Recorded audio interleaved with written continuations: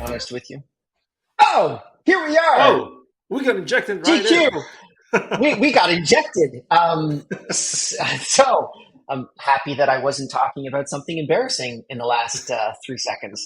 GQ, thank you for coming here and doing this fantastic session with everybody that is from almost all over planet Earth.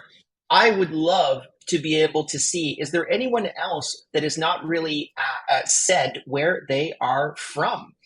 We have people from Mexico and the United Kingdom, and we have people from the Philippines and Toronto. We have some people from Wow. Ukraine.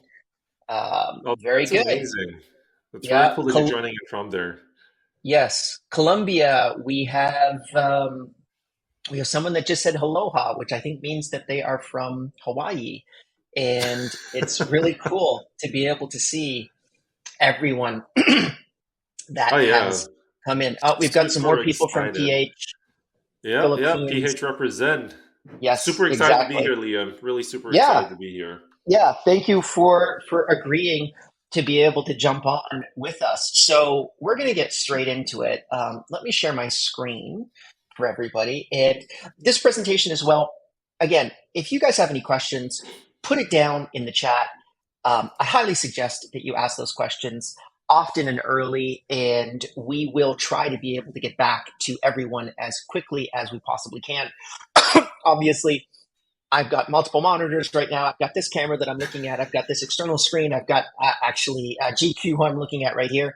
So I'll be a little bit all over the place. However, we will be able to answer every single one of your questions if they are asked, either me and GQ or me. I will stay on to the absolute end of this session to make sure that everyone has their questions answered. All right. So Awesome stuff.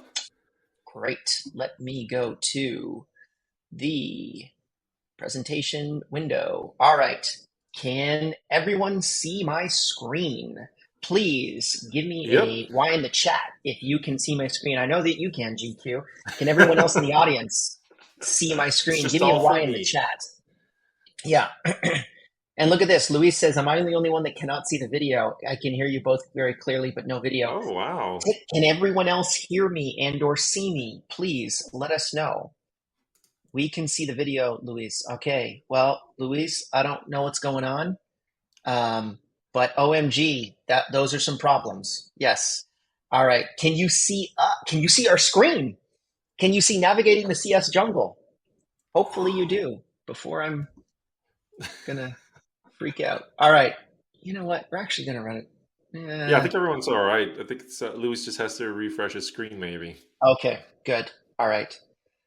Luis, that's a beautiful name, by the way. All right, so everyone can see us. Katya can see us. Ali can see us. Fernando can see us. Yes, yes, Priyan, yes. Donald. Amazing. Great. All right, so we are going to be talking about navigating the CS jungle. And we're going to talk to you about how Time Doctor is building this really cool Zendesk integration that has in part empowered LTV Plus to provide seamless customer support for agents that are located all over planet Earth. The agenda is relatively simple. So we're going to be talking about LTV Plus and its role in the customer support landscape. We're going to be talking about how we understand customer support challenges as they exist today. And by the way, those have significantly changed literally in the last 6 months. Hopefully we can get into a little bit of that as well. Time Doctor and the Zendesk integration that we have currently built. So I'm going to be able to bring you through that process and show you how it works. And then the LTV experience, how LTV Plus agents benefit from that particular integration. And then we're going to go into some Q&A. So as a first off, I want to introduce you both, or everyone, to myself. If you don't know me, my name is Liam Martin. I am co-founder and chief innovation officer at Time Doctor. Essentially, what I do is I look at where the industry is, essentially 36 months into the future, and then I try to align Time Doctor's roadmap to that particular direction. It's a very exciting job. I've only been doing it for about 6 months, and so far it is awesome because I like to be able to. And people like GQ and get a lot more personal time with people that are just doing absolutely amazing things in not just the CS space, but the entire BPO space. So I also want to introduce you to GQ, who is co-founder and chief executive officer at LTV Plus. And GQ is someone that I've known for a very long time. I actually was introduced to him through David Hensel, who is another very good long-term personal friend and an entrepreneur as well. And GQ has been running LTV Plus for how many years now, GQ? Geez, let's say from the official start date, I think it's about slightly over 5 years. Wow. Thereabouts, about over 5 years. And funny enough, like the whole story started when I met David back in Kiev, actually, when he was a speaker there. This was early Oh, 2017. We met in person okay. and talked about this idea for a while. So 2018. Right. Wow. That's amazing. Yeah. And I mean, now you have hundreds of reps throughout Eastern Europe and I think the rest of the world, correct? Yeah, we have pretty much a global workforce at this point. We do have some people based out in Ukraine, and it's really amazing how they're still powering through this right now, despite the war that's going on. But yeah, we do have people scattered across the world, and that was always the goal from the beginning. When we started this business with David, we said, "Hey, we want to bring the joy of remote work to agents, to staff anywhere around the world." And this was early 2017, early 2018, where remote work was kind of kicking off. I think that's how we also met in person in Bali, right? Yes, that was, exactly. yeah, I we were was at the trying to start find of a it. photo of us together and I couldn't find one, unfortunately. But I remember we were definitely doing remote before it was cool, Yeah, right? It was me and you in Bali 2018, 2017. yeah, yeah, And that was a very, very small group of people. It's a conference that we run called Running Remote, which GQ was very nice to attend. And yeah. I think for us, when we realized at that point, when I've seen the amount of businesses that came out of that little group of 600 people back in Bali, I wish I had bought 1% of every part of every business in that group because the market value of those companies are probably worth hundreds of billions at this Oh yeah, point, no, for sure. which And I mean, with what happened in 2020 as well, I mean, things have definitely changed tremendously from that point. absolutely. Well, and that brings me to basically where you sit in the customer support landscape. I mean, I know that a lot of your reps are actually still located in Ukraine. And I think that actually we're planning on doing a podcast together, me and GQ. So for anyone Yep. that's interested, future workforce podcast, we're probably going to have that roll out in the next couple months. But could you speak to where you sit in the customer support landscape and then maybe also the personal challenges that you've had with regards to running basically a multinational corporation when one or more of those countries are currently in a state of conflict? Sure. So first off, with LTV Plus, we're a customer support outsourcing company. Mhm. Providing support on all channels. We talk about chat, email, voice, SMS, social media, you name it, and we take on the omni-channel approach where everything is ideally integrated into one single help desk. And so we provide a pretty much a wide range of services from there. But to answer the question of where we sit, I think at this point we're in the kind of like in the close to the middle of what an outsourcing company looks like. Because first Mm. start, we never wanted any offices from the beginning, and I think that already has changed a lot over Right. time. Like I think the majority of outsourcing companies have physical offices, and I do understand why. And by offering that flexibility and that I get, yeah, that room for flexibility. I think that's why a lot of clients work with us because we just say, hey, where do you need people? We can build out a team for you, so on and so forth. And that's we work a lot with e-commerce and SaaS businesses, and of course businesses in other spaces as well. The majority being those two that I've mentioned. And right now, today, we have like I'd say close to 400 plus minus thereabouts people around the world right now. And it all started, yeah, like you said, it was a mixture of Ukraine and a little bit of the Philippines in the beginning. And we've shifted our operations all around during this time. And it's It's been interesting, I Right. think that adapting to the situations as they occur. So for a start, not even going to Ukraine, but for a start in the Philippines, for example, every year, and you have team members there as well. So I think you're really familiar Yes. with this. Every year, they get so many different things thrown at them, Mm, nature wise, right? And I think right. it typically happens around Q2 to, well, I would say Q3 to Q4, but it happens across the entire year. And so from the beginning, we had to understand, like, how do we have backups? How do we switch the operations across the Philippines, for example?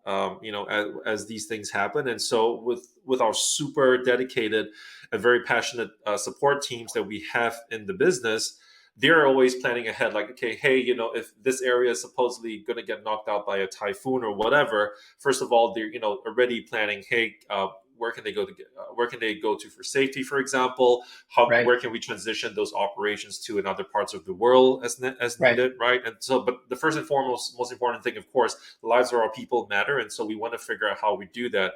So this is kind of like how I want to say anticipate, because you never know when it happens, but you get enough warning from um, different sources, right, and just kind of adapt to that. But I'm curious, like, do you see that happening at Time Doctor as well? With team members that are in regions like that, for example. I absolutely do. And it's one of those things that as we see the economy really move to remote, just for anyone that's listening right now, I would love to hear from you. Are you remote, hybrid, or fully in the office inside of your businesses? Because I know a lot of people here that are probably coming from the CS world. I'd love to hear, just put it in the chat, remote, hybrid, or fully in office, because that would be really important feedback to get on our side, dependent upon how much we want to talk about this. But we've seen a huge uptick in just doing operational logistics.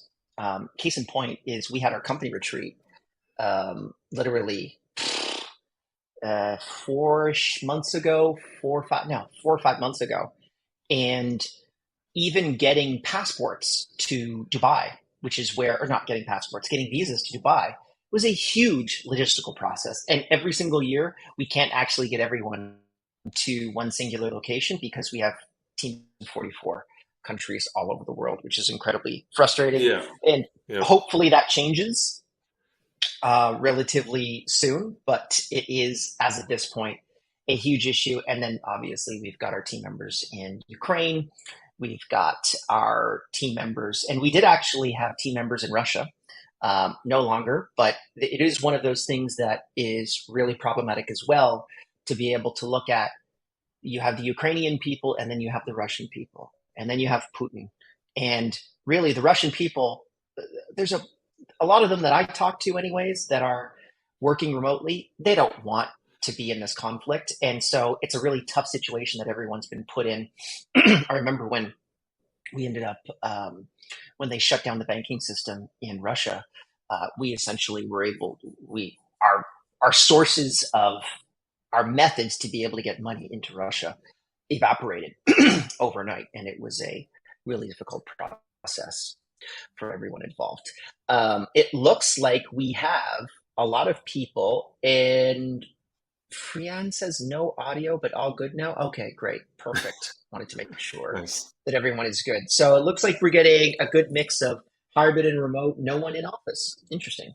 Um, so yeah, Nice. so just to kind of give a breakdown, GQ, of what LTV Plus does, you've got 24/7 customer support coverage. So if you're an organization right now that just needs to be able to keep the entire support portal running 24 hours a day, you can do that. What about some of the other things that you've got here that you guys really specialize in?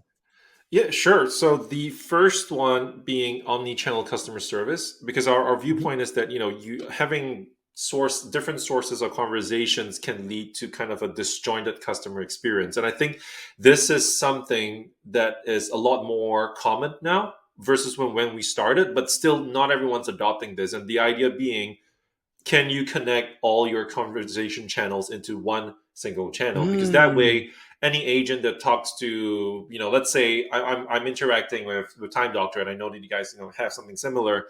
And when Right. I have that conversation with a person, and maybe I come back to that conversation the next day to follow up on whatever we were talking about, and someone else could see, like, okay, let's say if I came in through, I don't know, through email, the next day I hit up on chat, you see that constant conversation, and so you know where to jump in, and it's no longer you don't have to repeat yourself, right? So that's a Right. very big one that we push out there, along with the 24/7 customer support. And then on top of that, uh, LTV being lifetime value. That's the name that David came up with, and I fully support that idea.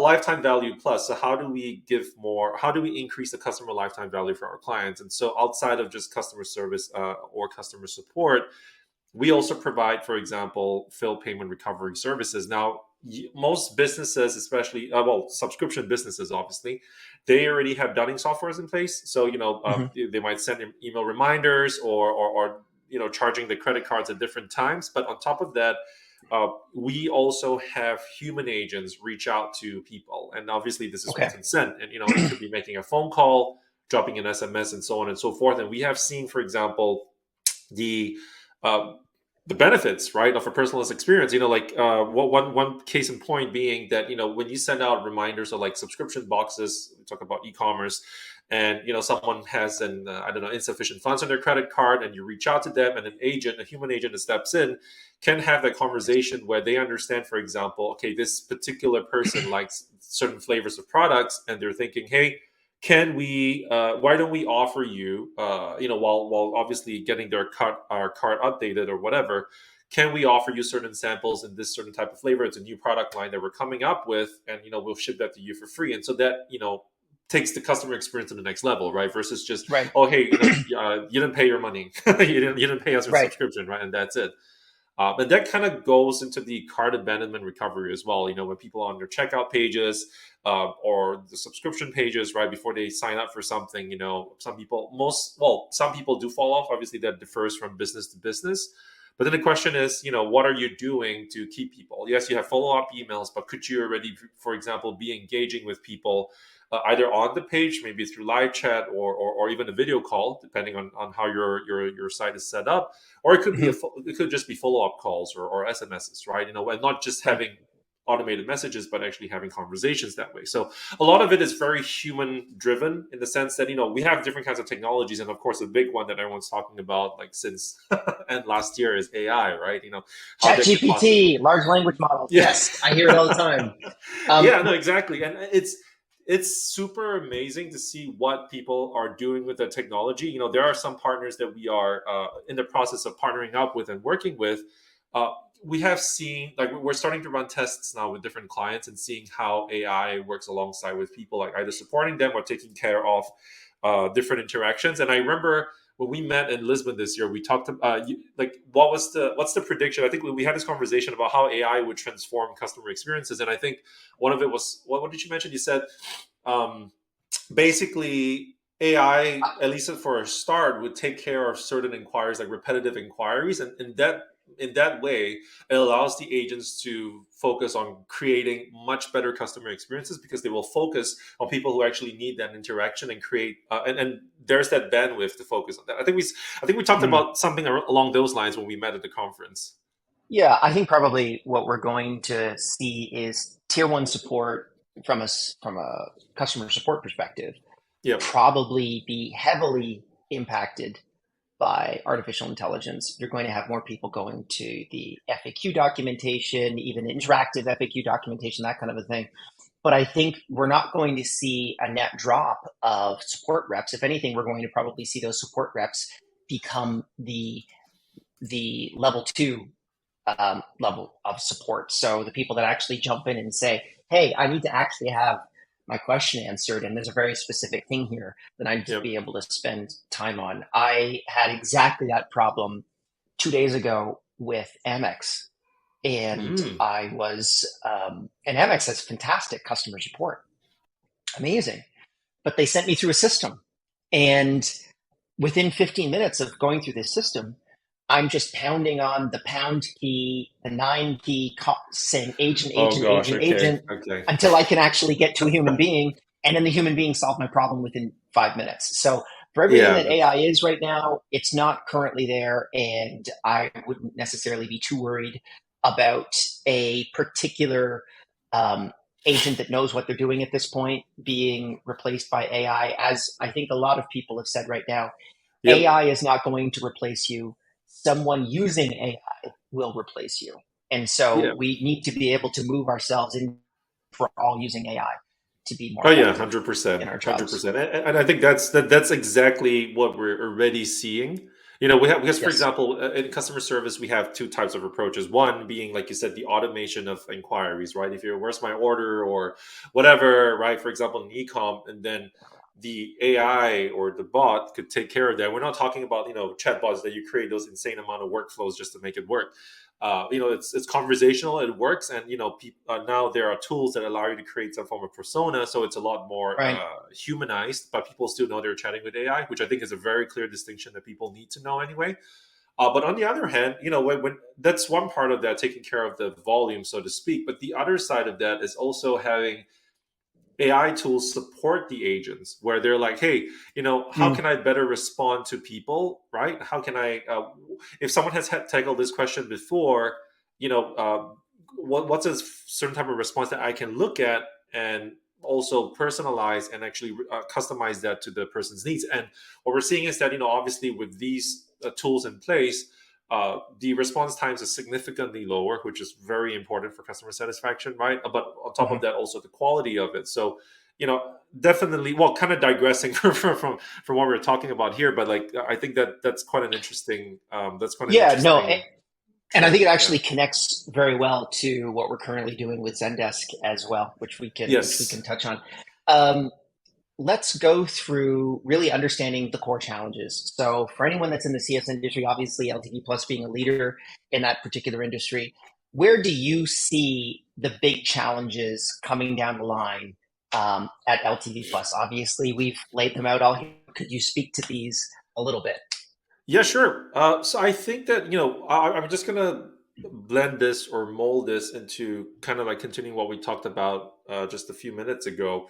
I think a very big challenge or topic that's come up right now is, as an outsourcing company, how are you utilizing AI in your solution, right? We're now seeing inquiries come through where they're like, perhaps, hey, we do have agents already in house, but we're wondering if you can help us with our AI stack, for example, right? And then Mm-hmm. they're looking at, okay, like, hey, how can we improve our current setup? And the most important thing is a lot of businesses are still trying to figure that out. And that's something that we're learning at LTV Plus, and we're partnering up with experts out there, right? AI tool experts out there to figure out what Yep. we can implement because we don't have proprietary technology when it comes to AI in this case, because we rather work with the experts on the field. So Right. because then everyone's really developing that. So that's there.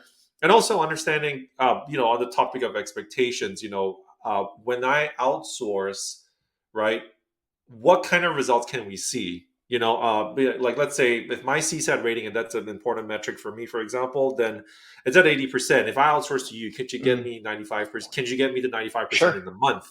Right? Right. Maybe, but it's a high chance of probably not, depending on what's the underlying issue. What are the underlying issues for CSAT? Because customer support is just not just the endpoint for all CSAT, right? It could be the product itself, it could be shipping times, whatever, right? There's a Right. whole kind of things to understanding that. So I think that's kind of one thing to understand, like customer expectations, like how do you lay that out? And then on top of that, the technology piece, this is very, very, which we've talked about, is very crucial. So I think we can already skip that. Is anyone using AI, and what kinds of technologies you have on the market, and are you up to date? Not just the supporting tools. So if you're in e-commerce, what other tools are you working with? Do you have in Mhm. place? And I think a very big one, since we're talking about remote work, is training and retention, right? So Mm. one of our core tools in at LTV Plus right now, we're using an iteration of the application UpCoach, and we're able to coach, as the name suggests, Right. our team members depending on the accounts that you're supporting. And I think that is very, very crucial. How are you upskilling and training people in your company right now? Because if you're investing in the training of your team members, that probably goes a lot much a longer way than just hiring new people all the time, and that's something that we are working on. And also Yep. understanding how do we better engage people, right? Because when you're completely remote, we have looked at things. For example, there's a tool that I don't think we're really using it that much anymore, but for a period of time we were using a tool called Gather. I'm not sure if you're familiar with gather.com. Name sounds familiar. No, I It's don't. like it's like Please a let little us know. video game kind of thing where you move characters around and you can sit in places and have that conversation. So that was Oh, yes. cute. Okay. Yeah. So sorry, Gather.app. I think that was the one. So we Yep. tried it out. We ran a test for like a few months. It was cool, but it just didn't. I think it still just didn't work as well as for example, like you said, in-person meetings. And so ever since COVID ended, now that's like kind of passe now. Like it's quite past news right now. So we Hmm. are now meeting in person again. I think that's the best one of the best ways to keep people around, because you understand who you are talking to in person, actually hanging out. So Absolutely. so from a remote standpoint, definitely consider investing in your people and how well you retain people and what methods you have to do that. Right. Well, I guess in Time Doctor's case, it's a bit harder because you have people scattered across the globe, and like you said, bringing people together is a bit of a challenge.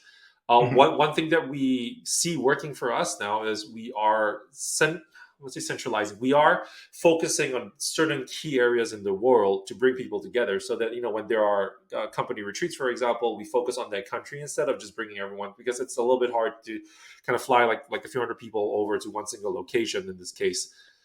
So training and retention, and Got then it. I think the very big part that we will talk about, I'd love to dive further into the Zendesk integration here, is productivity and efficiency. So one very big topic for us is always to understand how well an agent, well, a few things. One, how well is an agent doing, right? And Hmm. how okay, let's use the term how productive. I prefer productive in this case. Like, how productive is an agent with his or her time? Because for example, someone could be Mm. responding to tickets really quickly, but the quality is not the best. But when you have someone who's taking the time and actually doing it well, you get really good results. So I think productivity and efficiency, that's something we'll dive further into with the topic of this integration Yeah, today. absolutely. So that's one of the things that I think is so important to be able to kind of take a look at when you look at the holistic view of efficiency and productivity. And whenever I ask a customer, if I ask 20 customers, if there were like 20 LTV pluses located in different countries all over the world, and I asked the 20 GQs in those companies, what's your definition of productivity? I would actually get 20 different answers. It's really crazy. So every single organization has a different definition of what they define as productive. Is it enhanced customer satisfaction? Is it bringing up CSAT score? Is it actually doing the work effectively? Is it improved? Is it like just generally increasing productivity? Is it average handle time, as an example? What are these actual increases to productivity, and how do they impact your business either positively or negatively? And so what we ended up doing is we built an integration with one of our largest applications in the entire network, which is Zendesk. So we have 11,000 daily active users on Zendesk throughout our network. And I don't know if anyone has actually had anyone seen the webinar that we did 2 weeks ago. And if you did, please say, yes, I saw the webinar. So that way we know that our marketing is working, where we ran our 2023 report on what websites and applications people are using throughout the Time Doctor network. It was actually really interesting. GQ, you might find this one really interesting. Envision, which was in our 2020 report, the second most used application Huh. for design professionals, has now Yep. completely disappeared, and Figma now owns like 36% of the entire Whoa. ecosystem. And the other thing that's funny is Adobe owns the other 50 to 60%, and Adobe bought Figma for $22 billion. And you can really just kind of see, I'm now realizing that what I should be doing is buying um, every new application that enters the Time Doctor network as like owning a chunk of a particular job category. I'm going to try to buy shares in Yeah, that you guys need to before it invest. ends up getting acquired by Adobe or Salesforce or anything like that. So, like, as an example, right now, talk.to, we've never seen it before. Brand new application in the help desk world, owns 4% of market share right now. But Zendesk owns about 74%. So they're the absolute dominant force inside. And Fran says, "Oh my God, Adobe! I know they're eating everything up," which is cool. So I'm going to bring you through what we ended up doing for GQ and for anyone else that's interested in opting into our beta program, what we did with Zendesk, which is incredibly powerful because, at least for us, we're really good at collecting inputs inside of an application. And let me actually just see if I can maybe stop sharing my screen and then, or can I switch to different tabs? Let's see if I can, because that would be very exciting for me. So it would make my life way easier. Okay. Yes, I can. I think I can. Uh, you see my little mouse. All right. So basically, what we do is we're really good at collecting inputs inside of Time Doctor websites, applications, mouse movements, and keyboard movements. And from that data, we can actually build really cool insights. Here's a fun one that maybe you don't even know about GQ. We are going to be rolling out quick prediction in the next 3 or 4 months. So keep an eye on that one. We can predict whether or not someone quit their job with an 82% accuracy rate 6 months before they do. But we can't talk about that in this particular presentation. We're talking about Zendesk. No. So we're doing with Zendesk, what we've recognized is we're really good at collecting inputs, and we're not very good at correlating inputs to outputs.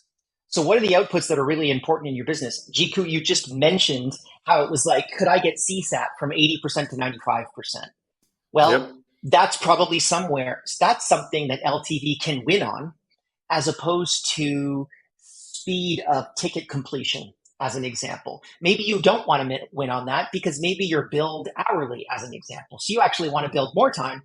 But where you could say where you would win is you would say, in comparison to your on-premise team, your local team, I can beat your local team in terms of CSAT. So what we essentially allow you to be able to do is start to correlate those data sets. So hours worked, days worked, ticket completions per hour and per day, interactions per hour and per day, the idle time that you spend on Time Doctor, the unproductive time that you spend on Time Doctor, the average response time, remote sessions, average resolution time, and CSAT. And then what we do is we start to pull this into a full analysis. And we can analyze this by industry, company, group, or even individual users. So if we actually go forward here, this would be comparing Kevin to Eva.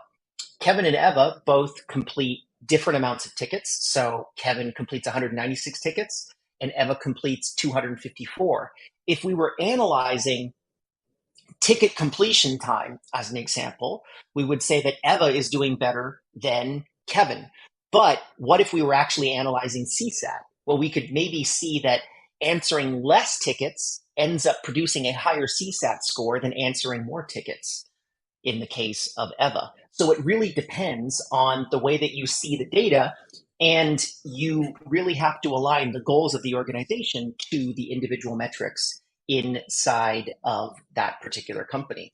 So in this case here, we've got stuff like tickets closed, hours worked, ticket interactions per day, CSAT, idle time, time on video calls. We've seen that's a really interesting correlation for CSAT is if you spend at least 10% of your workday on video calls with clients in the computer desk industry, basically tools like Time Doctor, Figma, Salesforce, all that kind of stuff, you end up having a much higher CSAT score and NPS than if you didn't. And that's a really interesting insight. So it's a coaching tool where you can actually sit down with the rep and you can say, Kevin, you're doing great on these 9 different parameters of the way that you work. The one little thing that you need to actually switch up here is the best in class in your industry spend 10% of their day on video calls, and you're spending 2% of your day on video calls. So you need to be able to adjust for that. And so that's what we've been doing at Time Doctor. The report, which we're not giving GQ's data directly here. This is anonymized data, obviously. Not ours. The report is currently up in terms of the beta program. So for anyone that is interested in opting in to our beta program now, we actually will have some documentation and some links in the chat and at the end of this presentation so that you can actually get into the beta program if you're interested in being part of it. But you'll be able to get all of this data, and you work with the wonderful people at Time Doctor and the R&D team. GQ, I hope that we've been treating you well throughout this process. Oh yeah, We've been for trying, sure. yeah, we've been trying to give you the white glove process or treatment. So it's been, relatively okay, I hope. But it's definitely one of those things that we're really excited about. Yeah, there it is. So get.com.com/beta program. If you click on that, you can get into the beta completely for free, and you will be able to opt in to the Zendesk integration. For people that are just, again, on the call right now, I would love to hear how many of you use Zendesk.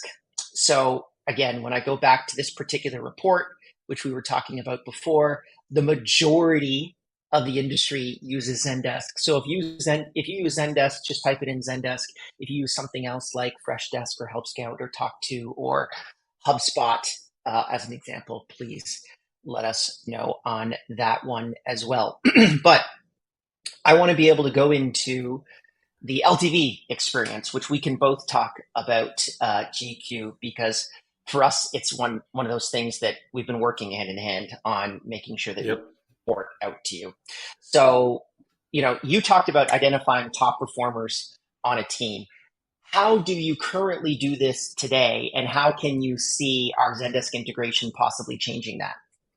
Yeah, no, for sure. So, well, first of all, the the experience of working with Time Doctor for the Zendesk integration is amazing. So, I highly recommend that you guys check this out. If you're on Zendesk, please try it. It's been game changing. So, identifying top performers pre integration and with the integration, right? So, pre integration, that usually comes down to the key metrics that you can pull from any help desk that you're working, and also depending on the deliverables. But let's just talk about customer support for now, right?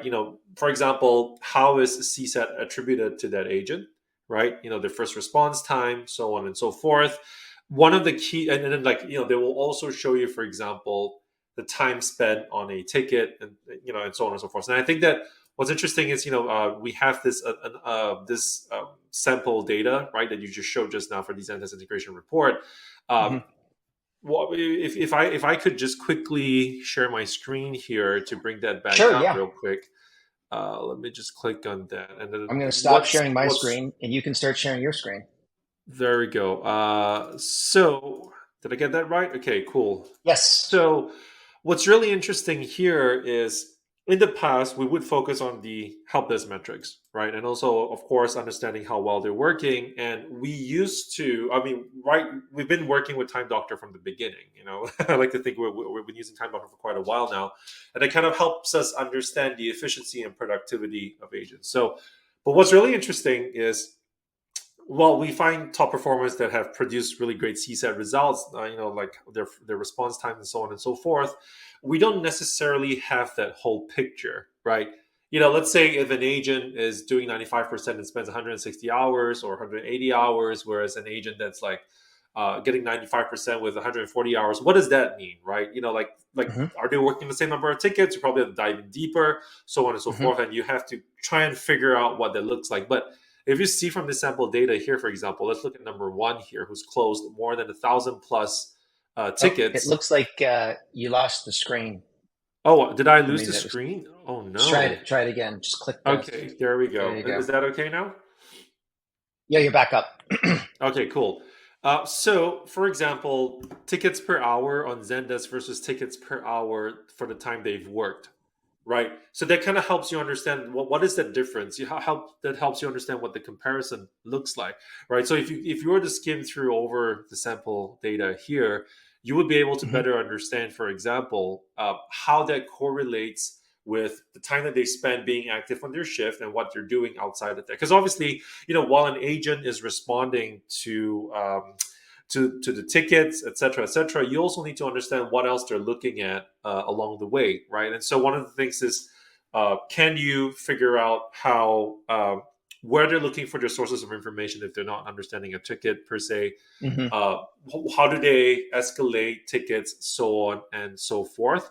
So that's kind of one. So usually what we do is that once we've identified a top performance, be it with and without or without the integration, we will then try to replicate their performance, right? We want to understand how what they've done well, right? And then just kind of understanding, okay, what are some of the things that we can replicate in terms of responses? What are some of the things that we can do to reduce the friction between the response of the agents and the tools that they have available at their fingertips?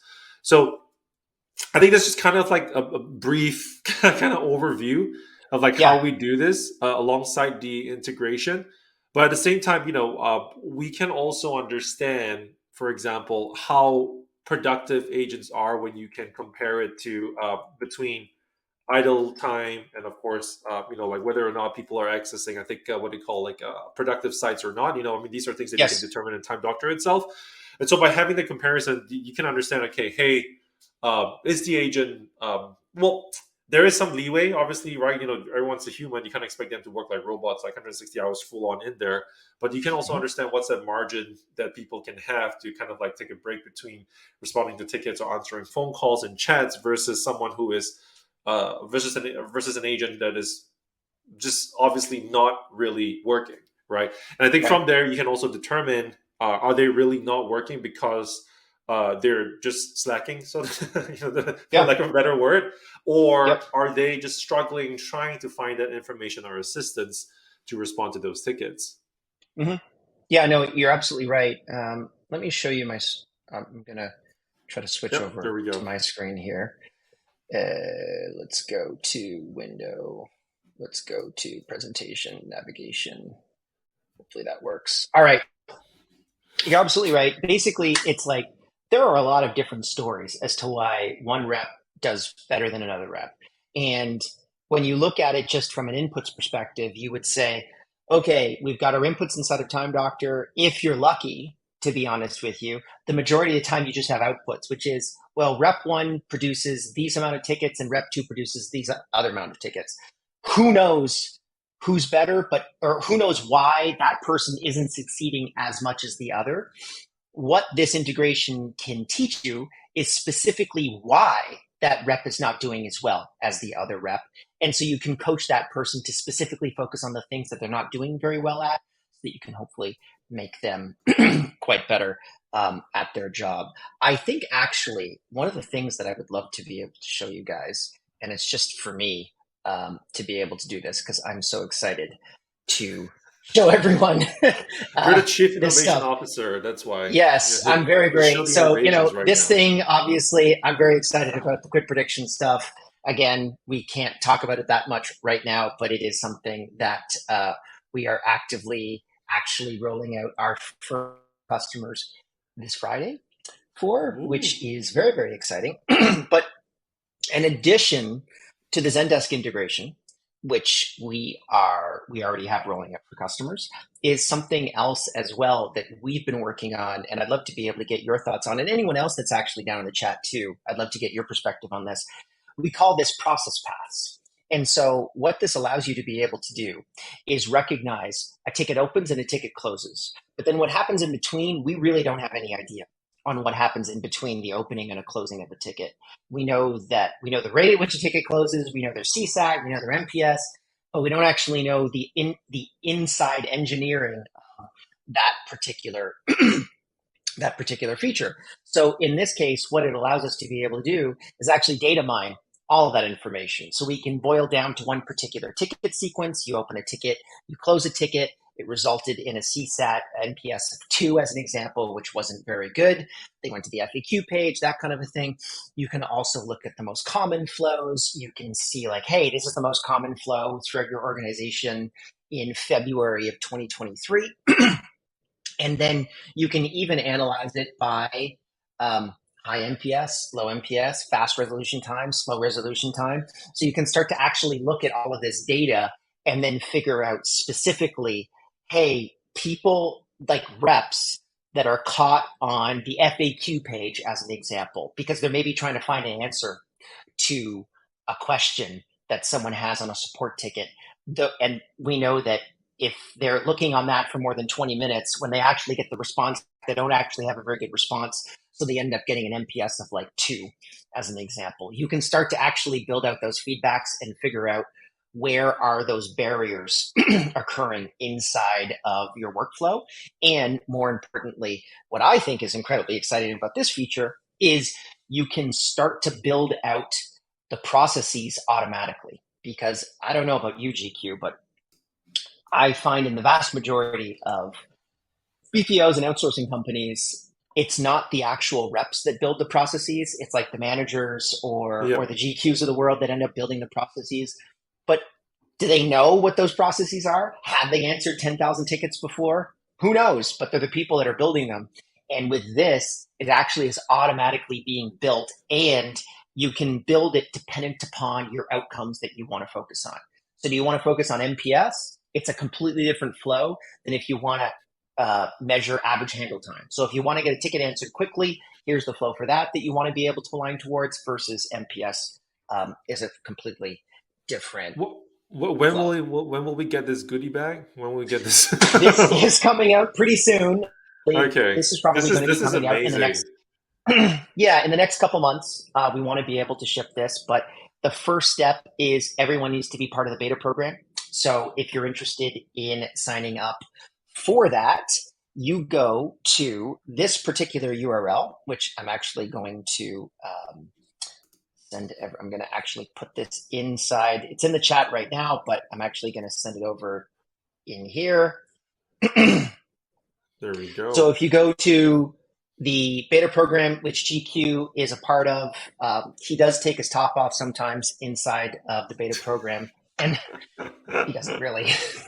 That's inappropriate. But I mean, maybe I do. Who knows? But you just put in your email address, your first and last name. Exclusives. Yeah, your company name. What you're going to be able to get access to is the influencer development. You're going to basically influence our product development. So what we're really doing is we're focused on trying to talk to people like GQ and everyone else to be able to figure out what we can do to be able to work better together to build more innovation inside of this industry. You just sign up, you get access to our exclusive features and sessions, and then you basically just start driving change. So it's just email address, first name, last name, and company name. All right, so let's go back here and let's actually figure out if anyone has any, sorry, I'm working on 2 monitors. Yeah, if you guys have any questions, just Yes. pop them in there, right? I think please send your questions from Ask Questions, and then we'll get them in the Q&A area. But I think Liam, do we still have like maybe a few minutes? Because it's actually interesting that. Well, I don't know if you're allowed to talk about it now, or is it something that you want to talk about it more on Friday? But the quit predictions or the quit. Yeah, we can talk about it. I would love to. I would love to tell if everyone just keeps it quiet here.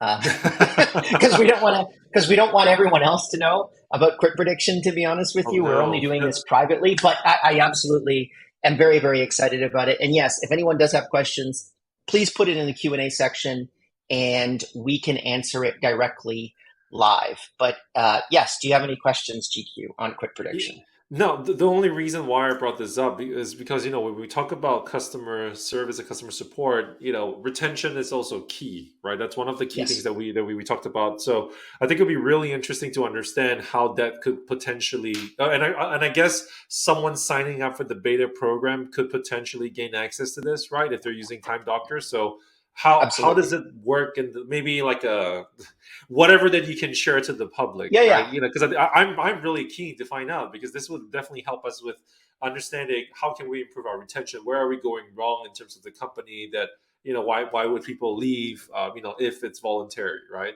Yeah, I would love to hear for anyone down in the chat, is quit prediction something you would find exciting inside of your respective companies? So just say quit prediction, yes, in the chat, and then I can get a good feedback and flow for everybody. But essentially what quit prediction does is we use Bayesian algorithms, and we look at approximately 32,000 different variables that impact the chance of someone quitting their job.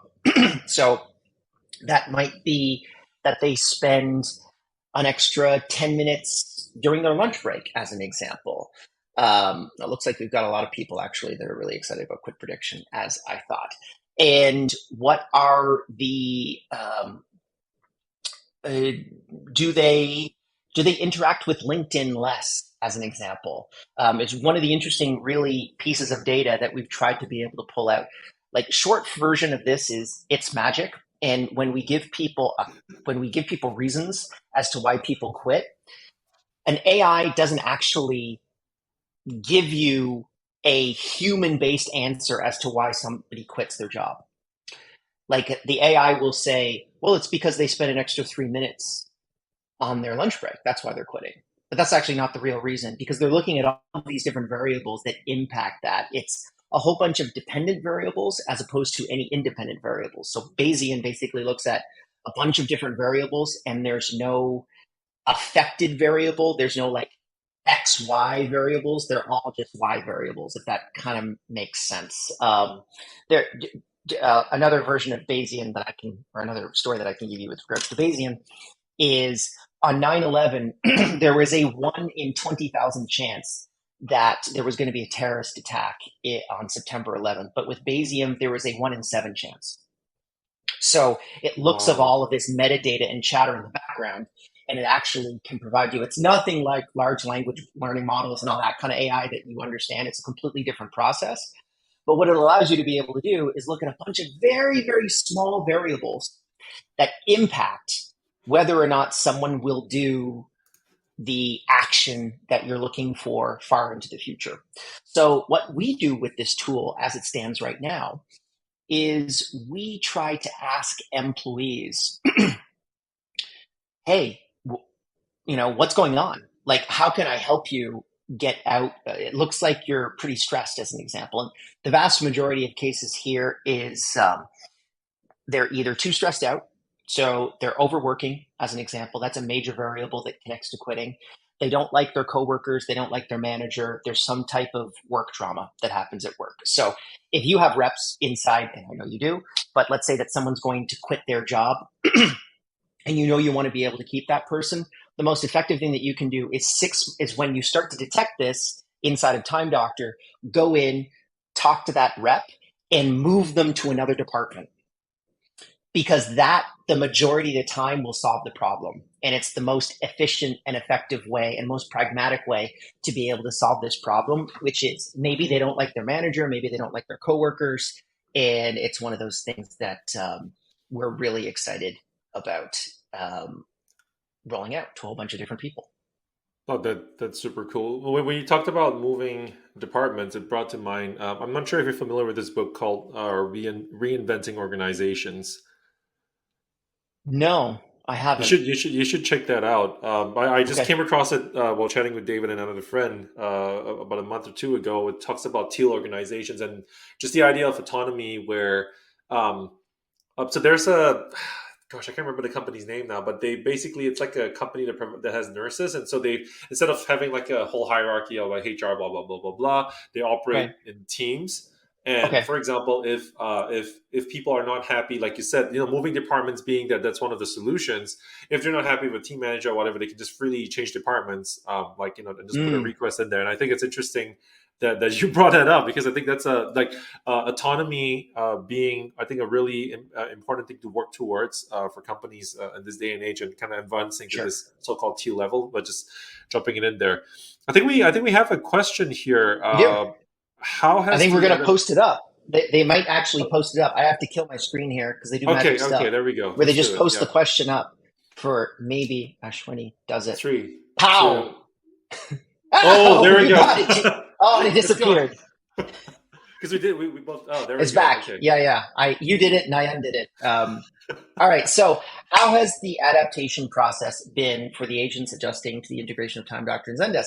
Can you describe the learning curve involved? Okay. Well, so with that, I mean the feature has been relatively new inside of LTV Plus, so I don't know how much you can speak to this, but I can speak to it, and then GQ you can add in some Yeah, other yeah. Let's do that. points that you would want to be able to touch in.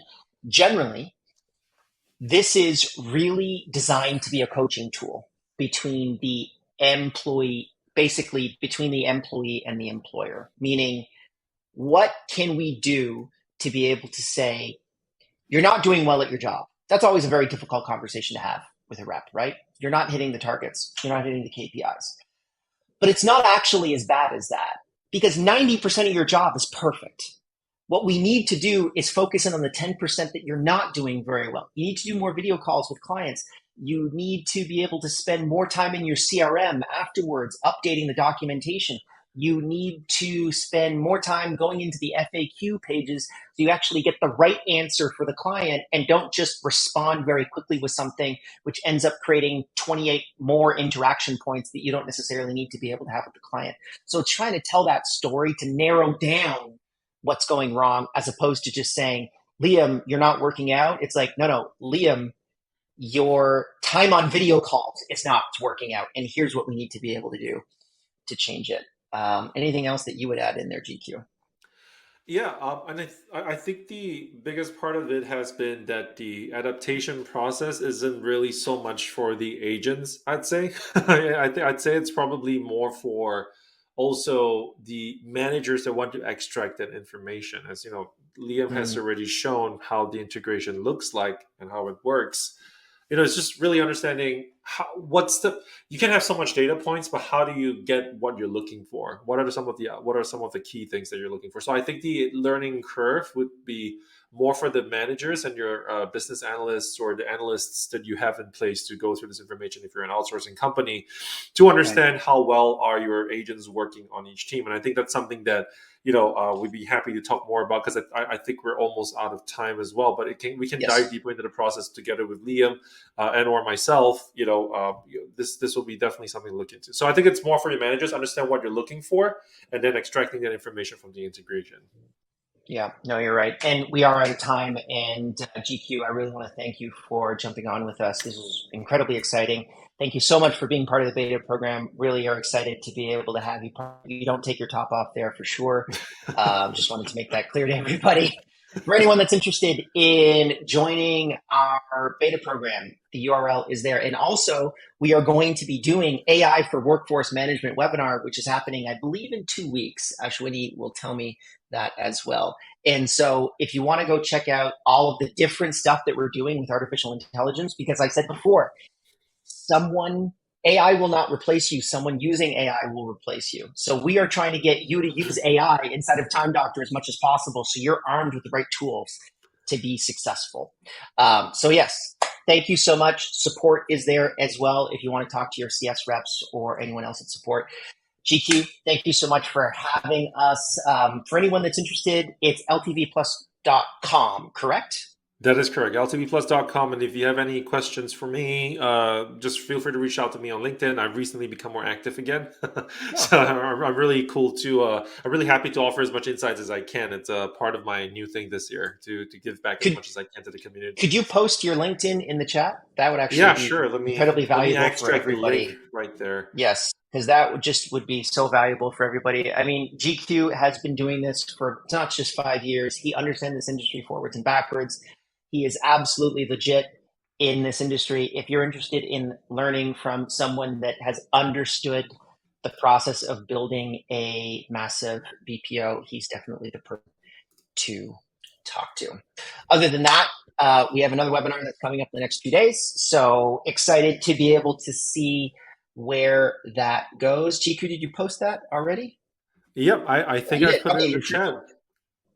perfect. All Thank right. you. So Thanks for having thank me, you Liam guys. and team. Thank you guys Yes. so much. Take And care. see everyone next time. Bye. Peace. Are we officially out? Yes. No. Maybe.